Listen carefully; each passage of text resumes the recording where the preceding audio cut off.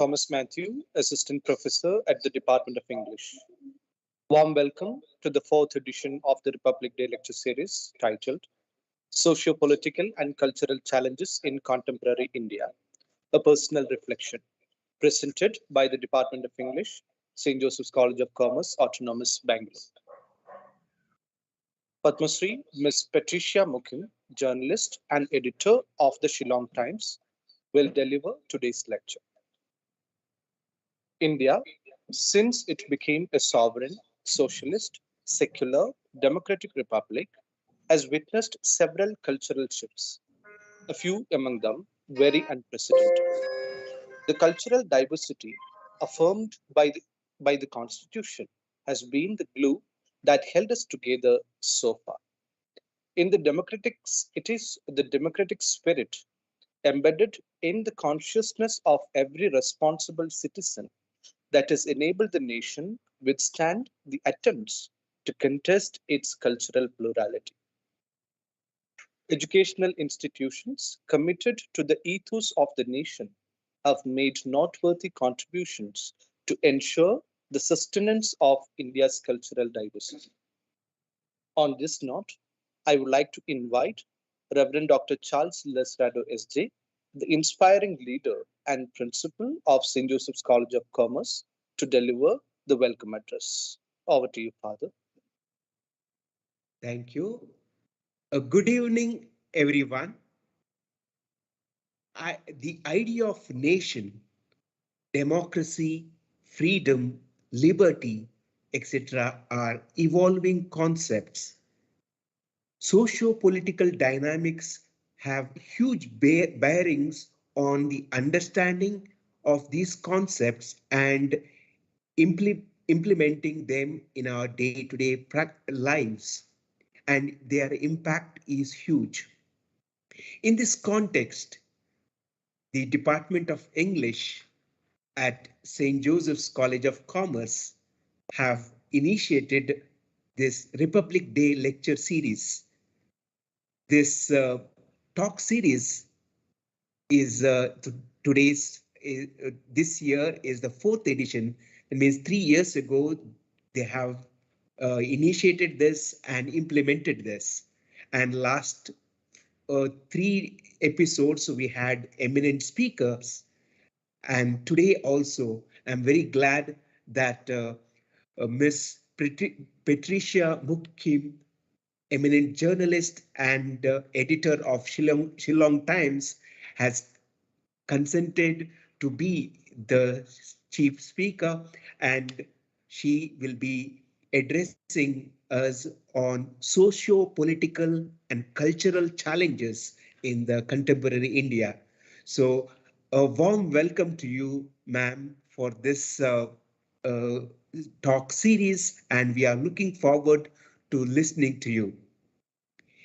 Secondly, a warm welcome to all the students, research scholars, concerned citizens, and all those who value democracy, freedom of thought and expression, and liberty. A warm welcome to you. And a word of appreciation to the Department of English, headed by Dr. Rajaram, and all the members of the department who are persons or energy behind this talk series. Thank you for organizing these talks on very sensitive and uh, important themes for the development and growth of the society. So I warmly welcome every participant who is joining online mode from various corners of India and abroad. A warm welcome to you.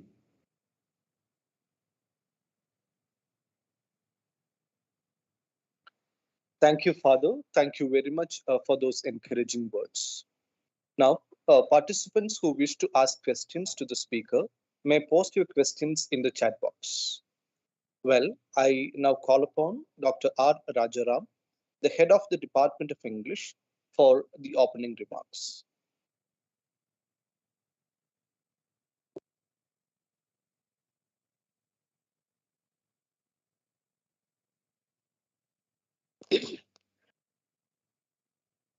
Just a few words about how the idea for this series of talks evolved. When I look back 4 years uh, ago, I imagine a lunchtime discussion that was happening in the Department of English. And suddenly there was a thought that there is a need to connect or provide a link between the curriculum that we have and the outside world.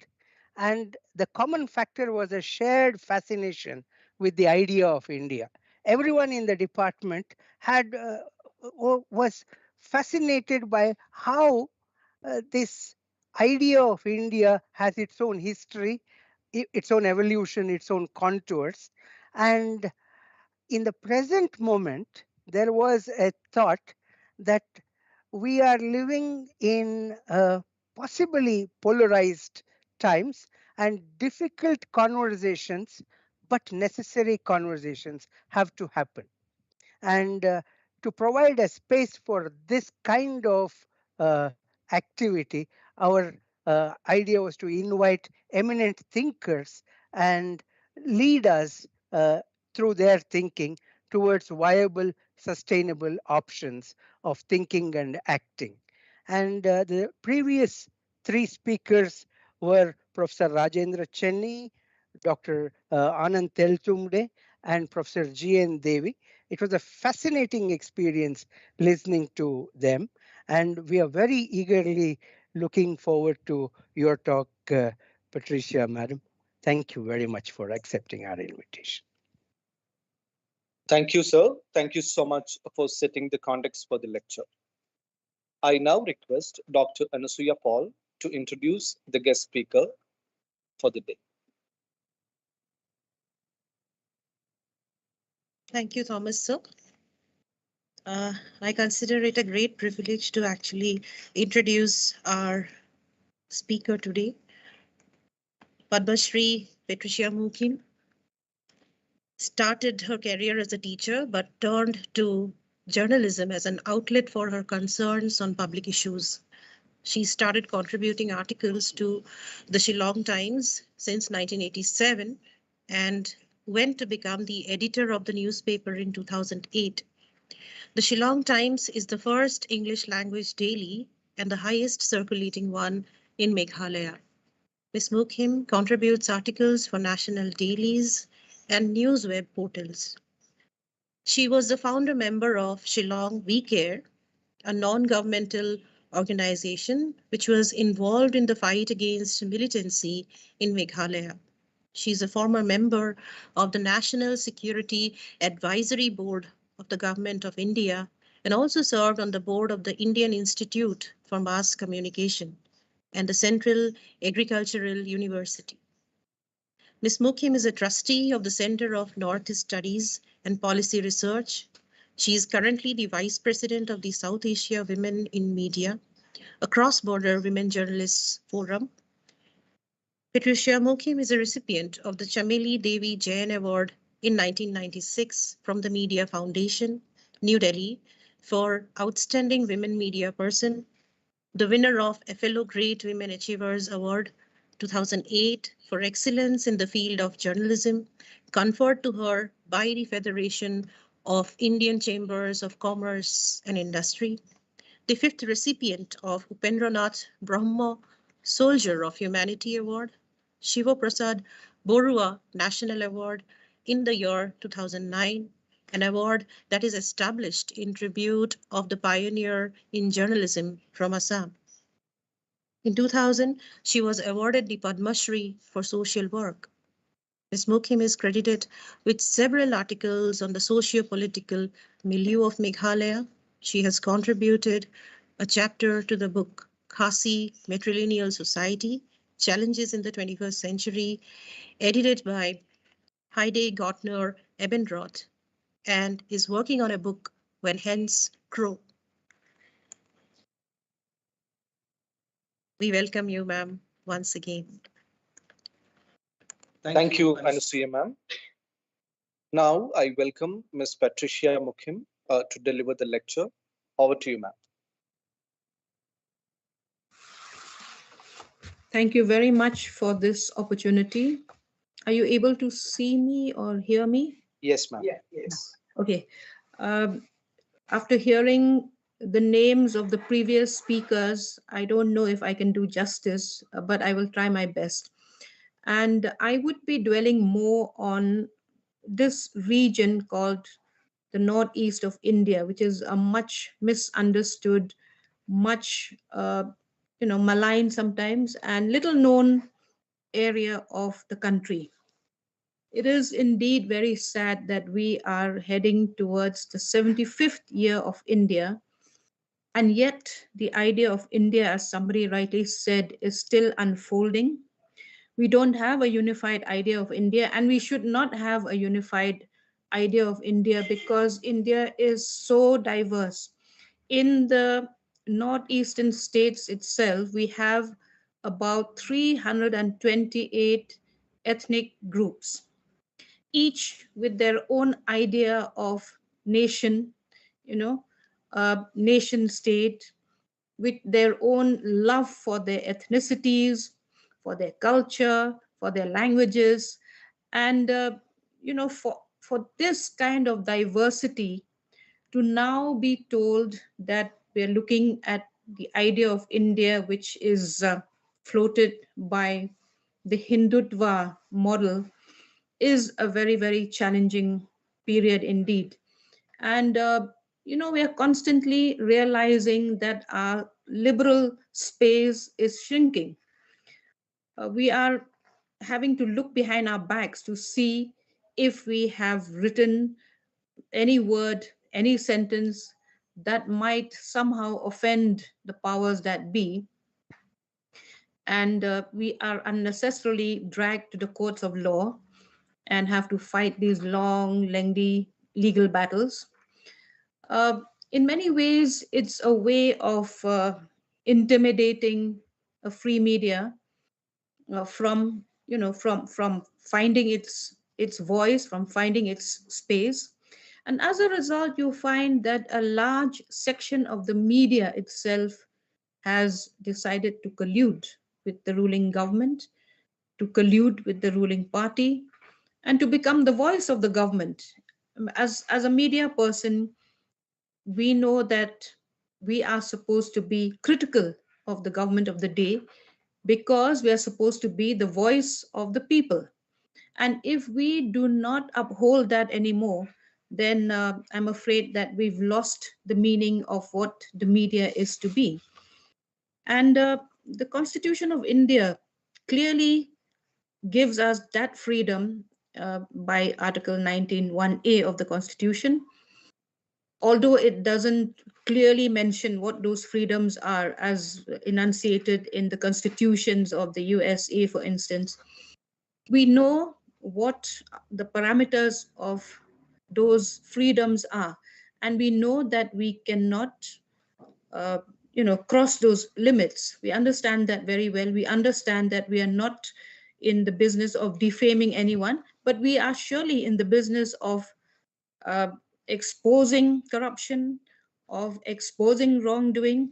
So, to that extent, thankfully, there is still a section of the media in this country that is following that path. Now, to come to the theme of socio-political and cultural challenges in contemporary India, since you've said that this is a personal reflection, I thought that I should uh, speak more about the Northeast and the context in which we are living today, the the conflicts from which we have come after so many years. Uh, and many people, when they think of Northeast India, have two kinds of images. Either it's a beautiful, cultural sort of space, a mosaic, and a beautiful place to visit, a very touristy place, or it's a place of conflict.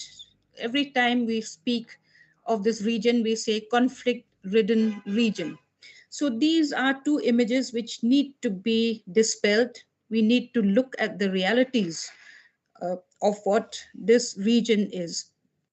Now, I also want to look at some of the historical landmarks because in the present situation, you find that many young people do not really like to understand or look back on history.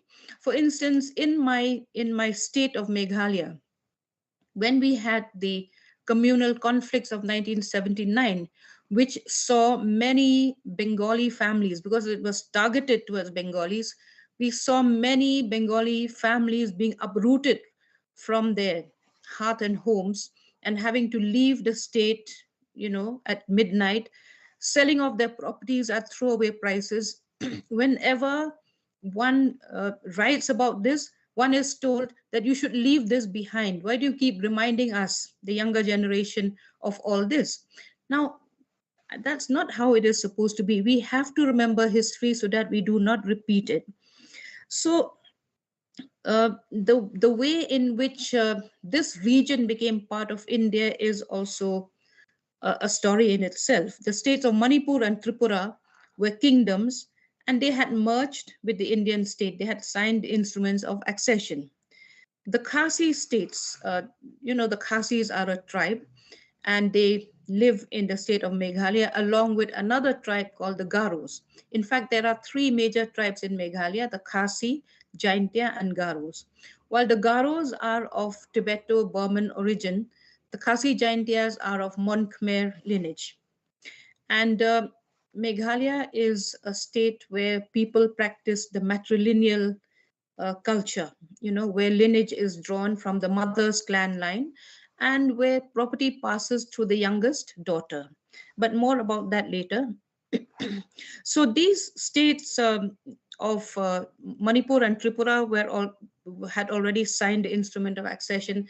The Khasi states, the Khasi chieftains also signed the instrument of accession in 1948. The Northeast Frontier Agency, now called Arunachal, and Mizoram were already included in Assam, which was already a British territory and later automatically vested with the Indian state when the British left here in 1947. But the Naga people never accepted that they were Indians. And the Naga insurgency started immediately after India's independence. There was this gentleman called A.Z. Fizo who formed the Naga federal government and the Naga Federal Army in 1952. And they really resisted resisted the idea of India. So in 1958, the Parliament of India passed the Armed Forces Special Powers Act, and this was imposed in Nagaland. The army was sent there, and this AFSPA, AFSPA, provides unlimited powers to security forces to shoot at sight, to arrest anybody without a warrant, and to carry out searches without consent. It actually gives impunity to the armed forces to do what they want to do. And we know that there have been really several cases, at least 1,528 cases have been documented, which are cases of fake encounters, of huge cruelties. And the armed forces do this because they know that they don't have to face any legal action for any action undertaken under this act.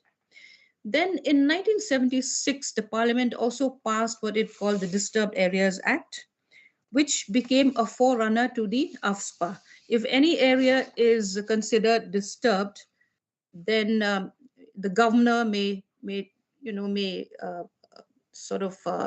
announce that area to be disturbed, and after that, the AFSPA could be imposed.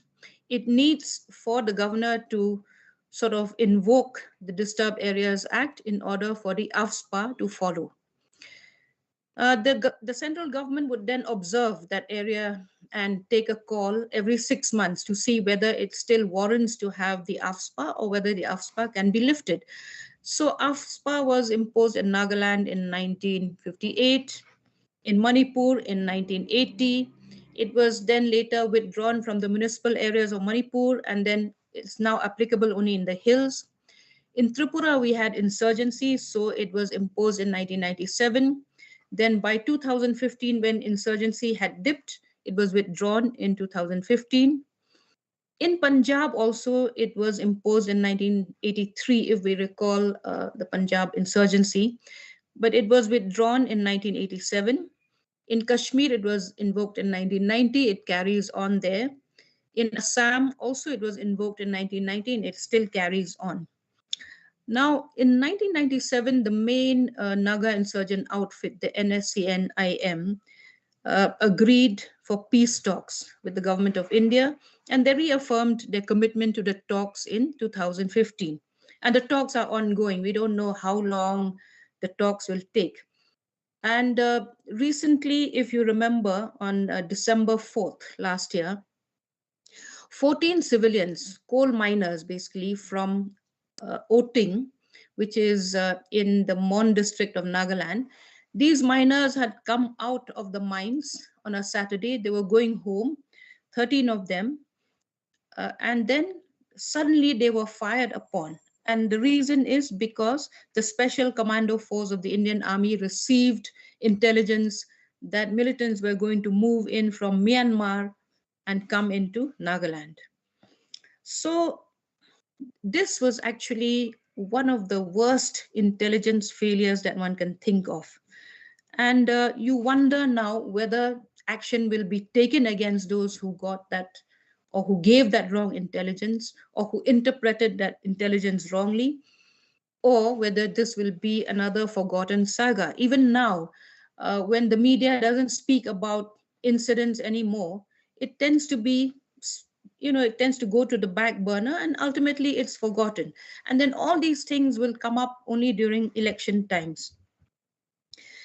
Now the problem with the Northeast is that the state of the states of Arunachal Pradesh, Mizoram, Nagaland, and Manipur have a 1,643-kilometer border with Myanmar. And it is very unique that people living within 16 kilometers of both sides of this border are allowed to cross the border without any visa. And the reason is because of the kinship ties that exist between both states. There are people of Naga origin, Naga lineage on the other side of the border as well as this side. So this whole 1,643-kilometer border is called a free movement regime, FMR. But over the years, we find that this border has become a a passage for contraband, a passage for drugs, a passage for arms and ammunition that come from China through Myanmar. So it has become a problem area. According to the according to the agreement between India and Myanmar, people who cross in from both sides can stay for up to 72 hours, and they are issued permits by designated authorities on both sides of the border. Uh, so that continues to happen. People come this side to India to buy their rice, to buy their other utilities, and then they go back. But it's also become a huge smuggling route. And the government of India did try from time to time to seal off this border, but they have met with very, very stiff resistance. So it continues to be an open border. Now, after the December 4th massacre at Oting, where 13, 14 people died, the clamor to revoke the AFSPA has grown louder.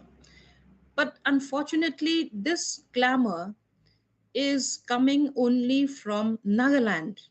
The other northeastern states, Tripura, Meghalaya, Mizoram, Manipur, have all remained silent. And this has actually been the bane of governance in the Northeast, that the region is not a united front. The region doesn't make common cause when it comes to problems afflicting the entire region. Each state will make its own cause. We have what we call the Northeastern Council, which is a council meant to look at governance deficits in the region. And we also have a Department for the Development of Northeastern Region, DONA, But all these institutions, seem to have fallen by the wayside. They become just funding institutions, funding roads in this state or that state, but they haven't become a common platform for the region to raise its common issues. For instance, we have what Prime Minister Modi repeatedly calls the Act East policy. Initially, during the Manmohan Singh regime, during the Congress regime, it was known as the Look East policy.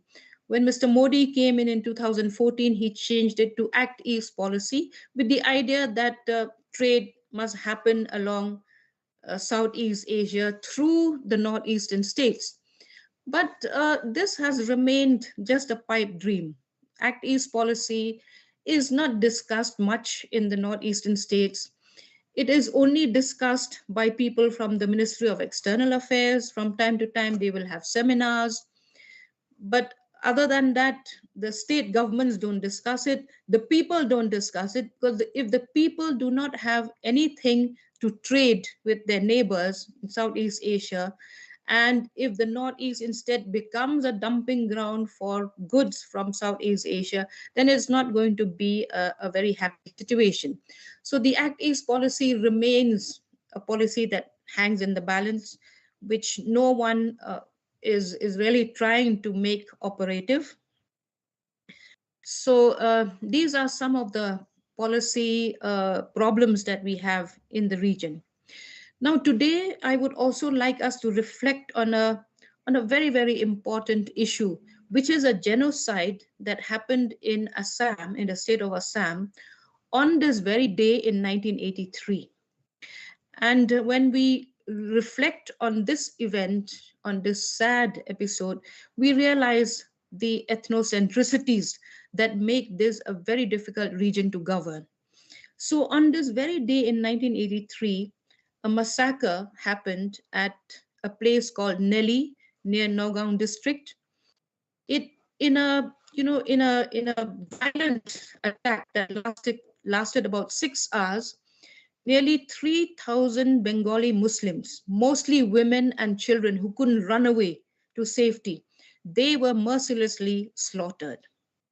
Now, the official figures claim that only 2,191 people died, but those who've done extensive research claim that it's about 3,000 people. Who were the attackers? The attackers were the indigenous tribals of the area called the Lalungs and the caste Hindu Assamese people. And what was the reason for this attack? At that time, it was the circumstances were fraught because there was the All Assam Students Union that didn't want an election to happen, but there was Indira Gandhi who decided that elections should happen, and because they wanted power at any cost, Indira Gandhi is said to have ordered the inclusion of 40 lakh names of Bengali Muslim peasants who are believed to be of Bangladeshi origin. Now, naturally, the people of Assam were in deep consternation about having to share their space with 40 lakh people whose identities, whose origins, whose citizenship is questionable. But to attack them in this way is also, I mean, it's something that people have called an event that has not happened since World War II. So this is a genocide that many have forgotten, including many of us from the region. We only remember it on this day, 18th of February.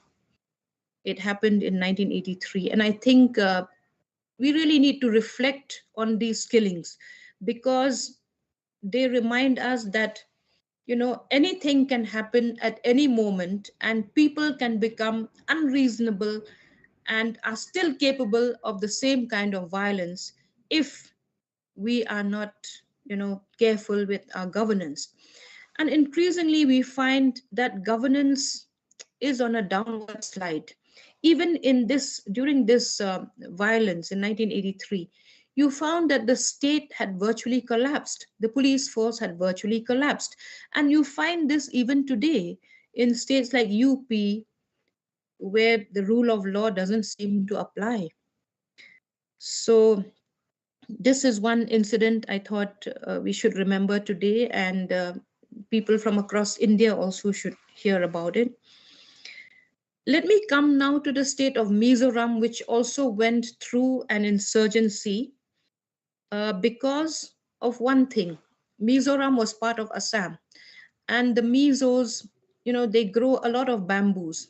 And once in every 5 years, they have what is called the motam. The motam means that all the rats come alive and eat up all the bamboo flowers. The bamboo starts flowering at that season. They eat up the bamboo flowers, and they also eat up all the rice plants. So at that time there was a famine. In this is in the 1960s. There was a famine in Mizoram, and the Mizo government at that time asked for help from Assam, but Assam did not respond. So the Mizos thought that the only way was to rebel. And in this, they were aided and abetted by Pakistan and China. China and Pakistan trained the Mizo rebels. And in 1966, the Mizo National Front, they launched what is called the Operation Jericho. They stormed the BSF camp, they stormed the Assam Rifles camp, they destroyed the postal services, and communication was cut off. So, how did India respond? India responded by sending on March 5th, between the 5th and the 13th of March 1966, the Indian government deployed 4 fighter jets, and these jets dropped bombs over Aizawl. Because at that time, the Mizos, they had been relocated to different places. The villages were burned down, and houses were relocated to different areas so that it's easier for the Indian army to guard them. Fortunately, only about 13 people lost their lives in that bombing. But for the Mizo people, that was also a turning point, where they began to understand that it is difficult to carry on an insurgency against the Indian nation state for too long. Now, at that time, the Prime Minister of India, Indira Gandhi, explained that those aircrafts were meant to drop, reinforcements for the forces, food and other reinforcements. But we all know that they dropped bombs instead. In 1986, when Rajiv Gandhi was the Prime Minister, he signed the Mizo Accord with the Mizo National Front. And the Mizos, despite having suffered a lot, despite having been relocated, despite their villages having burnt down, uh, they moved on. Unlike the Nagas, who continue to to to believe that they can still uh, negotiate peace on their own terms with the government of India, the Mizos have moved on, and at the moment they are, I should say, very much part of the democratic process. Now, the present challenges among the people of the Northeast, who actually call themselves tribals, communities, is a shared aspiration. There is a huge division now between rich and poor, between educated and uneducated, and there is also a growing landlessness in many of the tribal states. Also, the erosion of what we call common property resources. If you look at water sources, at forests, at rivers, these are known as community resources, or they used to be known as community resources. They were used by the entire community, they were shared resources. But today, anyone comes to the Northeast, they will find that there is the affluent class which can just buy land at any cost, and they can start mining coal, they can start mining limestone, they can start quarries, they can mine even sand from the rivers. There is absolutely no control. And we use the what should I say, um, the excuse that this is tradition. We have these traditional institutions, for instance, in the states, in the tribal states of of Meghalaya, Nagaland, Mizoram, and Manipur, the hills of Manipur, we do not have the Panchayati Raj institutions. We were exempted from having the Panchayati Raj institutions because it was said that we have our traditional institutions which are equally robust, which are democratic, which are strong. But the people then, the government at the center then, led by Rajiv Gandhi, did not do enough research to understand that these traditional institutions are actually very male centric institutions. They do not have women as members. Women cannot contest elections to the traditional bodies. They cannot even attend the meetings of the traditional bodies. In Meghalaya, for instance, right from from the past, the tradition is that the male member of each family would take the problems to these institutions and discuss those problems there. So these institutions continue to remain male centric even today. Women have no space there, and therefore there is a very huge gender discrimination as far as the traditional institutions are concerned. And because of that, the socio-economic status of people is just going down. The National Family Health Survey, the National Sample Survey have all found the socio-economic indicators in the region among the 7 states to be painfully poor. The region has the highest maternal and child mortality. There is a huge malnutrition and under malnutrition amongst children, and there is wasting and stunting of children under 5 years, which is about 46%. And this is true across the region. There is a very poor access to healthcare system. This is a very, very difficult region in terms of the terrain. Till today, a lot of areas are still unreached. I keep traveling to the rural areas. There are some areas that produce plenty of fruit, plenty of vegetables, but they cannot bring those to the marketing hubs in the district headquarters. There are no roads as yet, and people have to climb these very difficult terrains to reach the district headquarters. So even today, communication is in poor shape, and with that kind of of difficulty, even healthcare suffers a lot. When you look at institutional deliveries, women delivering children in hospitals, it is a very, very poor ratio. Most of them deliver at home. They deliver with the help of these so-called the dhais, or the barefoot healthcare workers.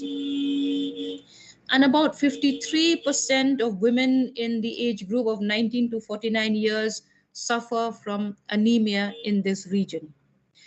While the states here do not, the people here do not practice dowry, we have several other problems. If you just look up the statistics on rape, on child trafficking, you'll find that this region suffers from it immensely. Assam, for instance, is known as a hub for child trafficking, especially the female child.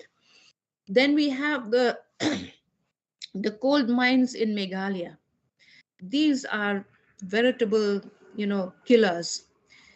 Uh, we've had several mining incidents where people have been buried, trapped inside the mines. 15, 16 people have just been buried inside the mines, and nobody knows about them after that. It's only in November 2018 December 2018, when 15 people were trapped inside a mine in Jaintia Hills in Meghalaya, and one person managed to escape and tell the story. It was only then that the National Green Tribunal banned coal mining in the state of Meghalaya and said that you will have to stop the rat hole mining and you will have to find more safer methods of mining. But I'm sorry to report that illegal mining, illegal transportation of coal continues to happen day in and day out. So you begin to wonder where the rule of law is in such a situation. Where is the rule of law when the police are used to facilitate all this illegal trade, illegal transportation of contraband? Coal has become contraband since it's banned. And this continues even today. Um, Poverty is growing. The recent multidimensional poverty survey by the Niti Aayog has put Meghalaya in the 5th place, Assam in the 6th place. Now, the most poor state being Bihar, followed by Jharkhand, UP, and Madhya Pradesh. So, Meghalaya is 5th, Assam is 6th in that poverty survey. Now, the sad thing is that there are states like Nagaland, for instance, where statistics are really, really faulty. You will never get to know the real situation in Nagaland because statistics are all a lot of lies. Even population, even all those other things are not what they should be. So I don't know how anyone can get the exact figures in Nagaland, because we know for a fact that it takes 13, 14 hours to travel from one district of Nagaland to the district headquarters, I mean, to the state capital for treatment. And many people die along the way because there are no roads. The road connectivity is so poor. How can we talk of India in the 21st century when we have, the condition in most of the states in this northeastern region is really pathetic, to say the least. Um, Another growing cause of concern for a state that is, tom-tommed to be a state where women uh, fare better than women in other patriarchal societies. And I'm speaking here about Meghalaya, which I earlier had said is a matrilineal society where lineage is from the mother's clan line. And, people make a big deal about women and land ownership. But uh, a survey by the Socio-economic Caste Census in 2011 found that 76% of rural Meghalaya is landless. Now, this is a recipe for a revolution. And I always warn my people that if we don't do something about this, people are going to take up arms. When they have nothing more to lose, they will take up arms against the state, against those, against the affluent, against those who have, appropriated all the resources. Now, in this matrilineal state of Meghalaya, it is ironic that there is a growing number of single women headed households. And the reason is because in Meghalaya, cohabitation, when a man and a woman live together, that's accepted by society as good as two people being married. There is no stigmatization of children born out of wedlock, unlike in other societies. But this has created another kind of problem in that, there is a high incidence of abandonment and divorce. When a man leaves a woman in matrilineal Meghalaya, he doesn't look back, he doesn't pay maintenance. The woman has to look after herself and her children. She has to eke out a living. And you can see that such women face extreme poverty. But the state has not yet made any overtures, has not made a policy to deal with this dimension of poverty that single women headed households deal with.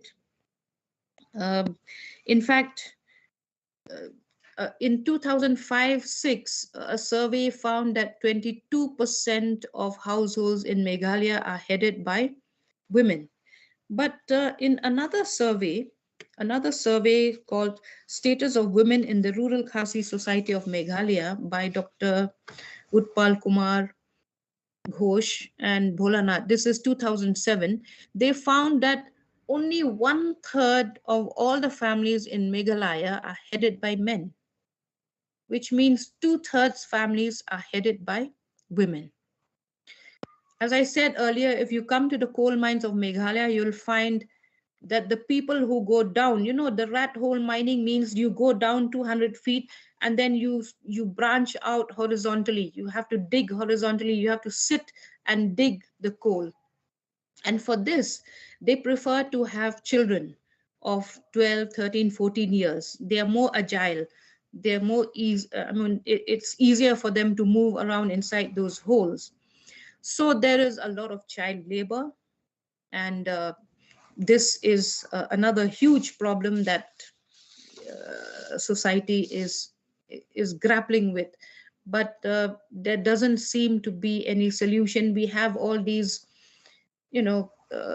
child protection, child rights protection agencies and all that, but they don't seem to be able to respond to the situation. The number of rapes, of women and children in a state like Meghalaya is on the rise. I don't know whether it is because of better reporting and not so good reporting in other states that we don't see this, but I know for a fact that in the state of Meghalaya, rape is very commonplace, and because of COVID, all this is hidden. All this has remained hidden. COVID has taken center stage. Um, we know also that during the COVID times, there's a lot of mental health problems in the northeastern states, but these are also not discussed very openly. Mental health is still a very taboo subject because people think that anyone who has mental health problems is mad. It's a stigma that people carry.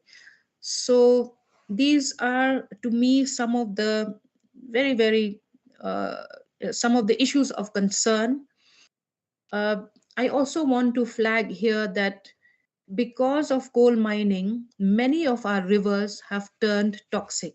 In Giant Hills, for instance, at least 2 rivers turn blue during winter because of the high sulfuric acid content, and all the riverine life floats up. They all die and they float up. We have not done enough research to find out the reasons, and we know why. Most of us know the reason is because of the acid mine drainage, but the government will not do anything because it does not want to stop mining activities. Mining is a huge revenue earner, and at the moment, because it is done illegally, so all the money goes into private pockets. The state does not even earn revenue. So with this, I think I'm going to take a little break and maybe I can answer questions.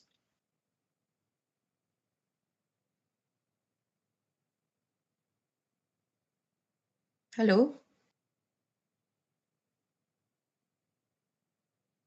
Yeah, I can see a hand going up.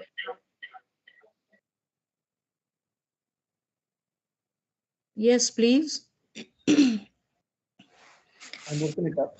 Wait. How do I get to read the questions? Yeah, ma'am, are you okay to take few questions for discussion? Yes, of course, of Yeah. course. So we have few questions on M Teams, and I'm selecting few questions from M Teams itself here in the chat box. Mhm. You have actually given us a very detailed picture about northeastern states, basically, and I myself come from Shillong, so it was quite relatable for me. And this Mhm. question also looks quite pertinent, related to this situation. The question is: the militancy problems in several parts of northeast India is now reduced than it was in the last 2 decades. Is Yes. it true? And we would like to know about the ground reality, as well as if it has reduced, how has that happened? That is correct.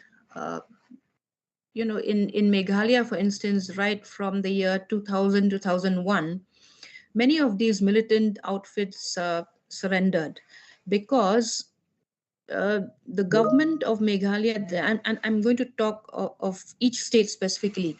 In Meghalaya, we had a home minister then who started filing an FIR against all these people who were paying to the militants. The militants need money to survive. And if you cut off their funding, they are hamstrung and they have to surrender. So this minister, he started filing an FIR against all those business people, and he told them that if you continue to pay the militants, you will be put in jail. So many of these business people, they had to take what do you call, a pre-bail warrant kind of thing. And when the funding reduced, then one by one they started coming overground. Of course, it's a different issue that in Meghalaya you didn't really have a militant outfit or militant outfits that had, that were driven by ideology. It was more about extortion. It was, they flagged these issues of loving your country, loving your people and all that, but it wasn't really that, it wasn't really so passionate as it is in Nagaland. Now in Nagaland, after 1997, after they signed the peace accord, then this was followed by the 2015 framework agreement. And I have to say, to the credit of Mr. R.N. Ravi, that he was able to bring quite a number of these groups, because they were very disparate groups. It was not that there was only the NSA and IM, there were other groups as well. And they were all operating separately, extorting separately, much to the chagrin of the Naga people, especially the Naga business people. So uh, Mr. Ravi was able to bring all of them together and to make them see that if they do not work together as a whole, there cannot be any peace talks. Yeah. So there is actually, violence has greatly reduced in Nagaland, but not extortion. Extortion continues, and that is the bane of life in Nagaland. You talk to any Naga person, they will say that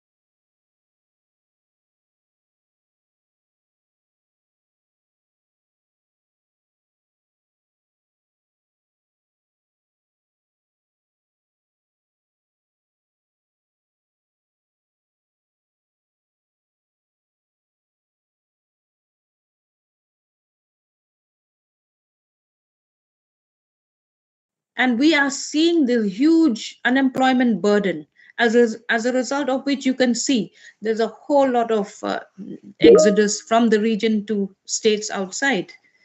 So we are in a state of flux actually, and politics makes it even more difficult to resolve these issues, because identity politics, as you yourself have stated, becomes even more overpowering before elections. Whenever the states are headed for elections, identity politics becomes the hallmark of all discussions of even the voting behavior of people. I don't know if I've answered your question, but it's a very difficult question. You spoke about cooperative, Collaborative nationalism. Yeah. collaborative, and people are speaking about cooperative federalism, by way of the Niti Aayog, where all the states would be able to sort of articulate their needs, their strengths, their weaknesses. But that's not happening at all. True. Niti Aayog replaced the Planning Commission, and at one time I was myself very much against the Planning Commission, because they would propose a one shoe fits all policy for all the states. In fact, at that time, we had this policy called the thousand ponds policy. Now, 1,000 ponds in a state like Meghalaya or in Nagaland, which is a hilly area, how do you have 1,000 ponds? So I was quite happy when the planning commission was done away with, but now it's brought in Niti Aayog, and we don't really know what Niti Aayog does for us, how we fit in there. So it's just another institution to. I think what it's doing now is only survey work, much like the NFHS. Ma'am, for your response. Thanks. Um, I have one question, and actually, that is in the alignment of another question that has been posted in the chat box. You spoke about inner line permit, and I myself remember in 2004, in one of my trips when I was entering to Shillong, I was asked in middle of the night. Actually, the bus was halted, and we were asked for inner line permit, and that's how I learned that uh, they actually give you inner line permit over there, knowing that where exactly you are going and whom you are going to meet and for how many days you are going to stay there. So just like getting a short-term visa to Yeah. enter to Yeah. Shillong, Northeast especially. What do you think? I mean, can it be a reason why northeastern states feel alienated from the rest of India, and why exactly it started and then it was halted in between, and now again Shillongites, Meghalaya people especially, they are asking for inner line permit. So what would be the possible reasons? No, there is this, especially if you recall, after the Citizenship Amendment Bill was passed, no, in 2018. After that, it really, oh no, 2019. After that, uh, there was this sense that we will be overwhelmed by the outsider, that people residing here who we think, okay, we don't really know. This whole idea of the Bangladeshi getting getting citizenship, a Bangladeshi residing from 2014 getting citizenship, and therefore the local tribals being overwhelmed by non-tribals. That fear has always been, there's always been this undercurrent that because if you recall, even the 1979 communal riot was because of that, the fear that the non-tribal will take away jobs, will buy off all our land and all that, despite there being the Land Transfer Act, where non-tribals are not allowed to buy land except in the 10 square kilometer area of Shillong. So, and then who actually spreads this kind of fear psychosis? It's not the large majority of people, mind you. It's only a few pressure groups. If you look at Meghalaya, you'll find that it is the Khasi Students Union that has Yes. been spreading this paranoia. They don't Now they are opposing the railways from coming up to Birmingham. I mean, without doing a cost benefit analysis. And our governments have always been held to ransom by these groups. So it's not the whole population of Meghalaya that is in this racket. Yeah. Thank you, ma'am.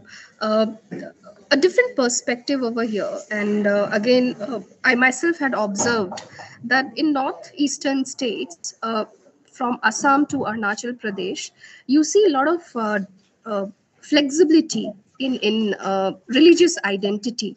Yes. We have seen Nepal. If you talk about Meghalaya population itself, we have Nepali and Bangla, basically Bengali a lot.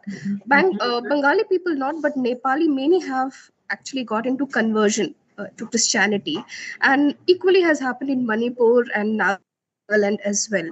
Maybe the ratio has reduced over the period of time in Arunachal Pradesh and Manipur, but then it has been happening.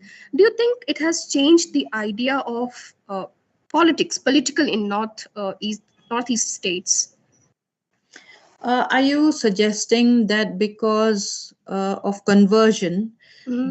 there is lesser aversion for those groups that have converted? Mm-hmm. Uh, I doubt very much. I doubt very much. In fact, recently I attended a conclave in Arunachal Pradesh, where for the first time I saw the indigenous faith person, a person representing the indigenous faith, and a person representing Christianity actually have an open debate. And I think that is possible only in Itanagar. They were each accusing the other of you are converting people, and what have you done, in terms of education? Have you given them good education? Now, I will speak, not because I need to speak in favor of Christianity, but think about it. If Christianity had not come to the region, if they had not set up schools and healthcare systems, where would we be today as tribals? I wouldn't be able to be speaking like this to all of you. We would be like the tribals of Bastar, still struggling, like the tribals of Jharkhand, still struggling. So we owe it a lot to the missionaries for education, for healthcare, and maybe for even the idea of democracy. I think the church allows a lot of that debate to happen. It also allows a lot of debate on gender diversities to happen, and we are now in an era where we need to also be thinking of the third gender. We haven't even been able to deal with with the polarities of the two genders. Now we have the third gender. Think of the challenges that we need to face. And I think these institutions, not all of them, but at least I think some of these institutions do give us space to speak out and to discuss and to come at some kind of understanding, better understanding of life and living. Yes. Um, I have a personal question. This is out of experience staying in Shillong, and from your own talk, you beautifully narrated the situation of Meghalaya when you basically spoke about, give some limelight to the kind of exploitation of natural resources been happening over there, and how tribals are scared, and because of that they are becoming more paranoid against non-tribals. uh, don't you think that the recent development when non-tribals have to take basically a business license, uh, there was a big turmoil in Bada Bazar recently last year it happened. Before that there was a communal riot kind of a thing between Punjabis and Yeah. KSU later stage it entered. And definitely we spoke also about 1979, that the biggest and the ugliest I think so far Episode. in Yeah, yeah, yeah. tribal and Bengalis. However, don't you think that non-tribals, the way they have literally, even though 3-4 generations they have been there, but in last 2 decades the way they have been expanding themselves and controlling the economy and other domains, because coal mining as well, we have Jaintia Hills which is basically dedicated to coal mining. So don't you think that it naturally gives that kind of unsettling feeling to tribals, and anyone, any son of the soil would get little flustered about these things happening around, and would like to take up the opportunity and speak up, voice up his anxiety. So don't you think it is a bit natural, and the presence of non-tribal culture, because we are talking about different cultures, especially the mainland culture, because I myself have seen that how the dress, the food, everything, language. I mean, you rarely see Khasi or any other language, local dialect being spoken, because people are trying to talk in Hindi. Forget about English also. They are trying to, even if you go to a bank or local vendor, they are trying to speak in broken Hindi. So imposition of Hindi also for that matter. Don't you think this imposition of culture, right, again has created this space for the crime that has been happening, the one that you've been mentioning, whether it's gender discrimination, the idea of gender discrimination, or any kind of violence? Possibly the non-tribals intrusion only has created that space. See, we have the sixth schedule of the Constitution, and because of which we have the autonomous district councils. And according to the Constitution, any non-tribal trader has to have a permit, a permit from the district council allowing them to carry on their trade. So there is a clause called trading by non-tribals. Okay. A non-tribal trader has to necessarily have that permit. Otherwise, he or she will not be allowed to carry out any trade. And when you talk about coal mining, uh, the majority, or rather the large majority of coal mine owners are tribals. They're tribals themselves. There are some non-tribals who do benami with a tribal.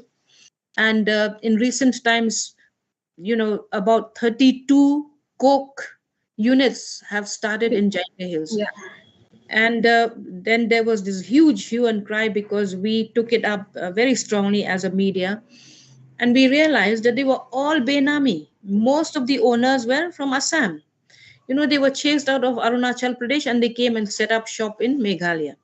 So, although you have a very strong law against Benami trade, but how much of application of the law actually takes place? And you are right about this fear of, inculturation by other cultures. There is that fear, but in the marketplace, people are trying to sell their wares, and they try their best to communicate in the language that best serves the purpose of the client. So really, I don't know, how much of culture we can protect, and at the same time, uh, sort of, I don't know. It's a very very difficult situation where you are uh, you're juxtaposed between the need for a commercial space and the need to also maintain and protect your culture, conserve your cultural traits. Uh, and how do you do that? How do you really do that? Because when you look at the Khasi homes today, most of them speak English with their children. You know, we are not even paying enough attention to the Khasi language.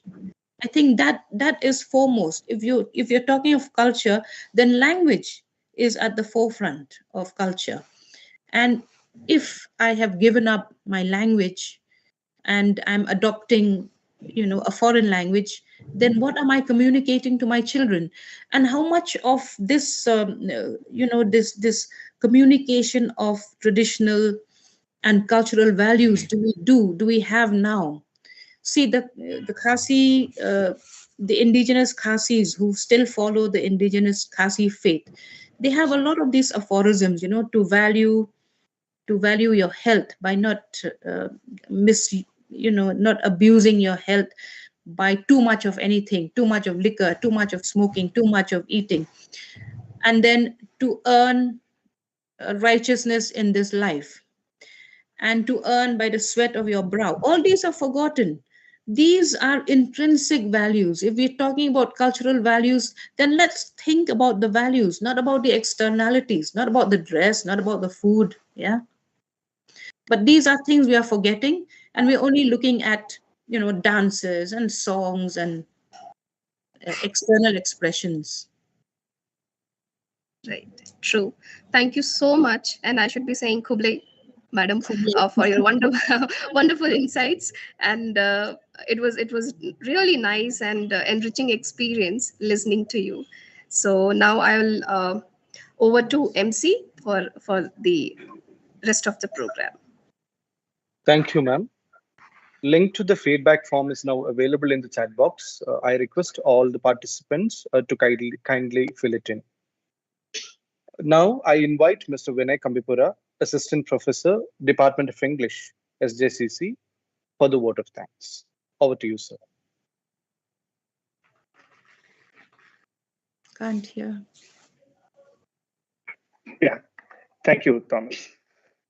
Um, the lecture that we heard today is the result of a lifetime of committed activism and the daring practice of speaking truth to power.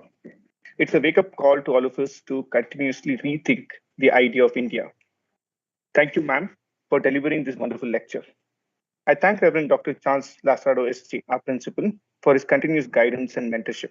I thank the vice principals, Ms. Neha Rai and Dr. Rajendra Singh, for their support. I thank Dr. Lavakumar, HOD, Department of Canada, for his intellectual support to the department. I thank Mr. Kumresh and his team for the technical assistance and Mr. Moses for arranging the YouTube live stream. The Republic Day lecture series is dear to the Department of English as it reflects the sum of our concerns. I thank Dr. Rajaram, HOD Department of English, for initiating and sustaining the Republic Day lecture series. I thank all my colleagues at the department for making this lecture happen. Lastly, I thank the participants for patiently listening to the lecture and taking part in the discussion. We will come back again with the 5th edition of the Republic Day lecture next year. Thank you and have a nice evening.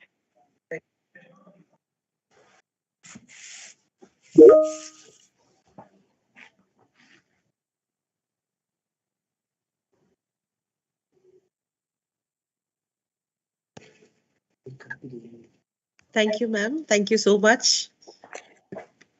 Thank you. This is somebody has put up his hand there. She's Dr. not T. audible. Dr. T. Hanumantraya.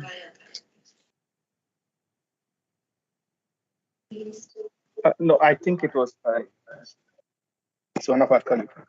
Okay, okay. Okay. So that's it for the day. Thank you very much once again for having me.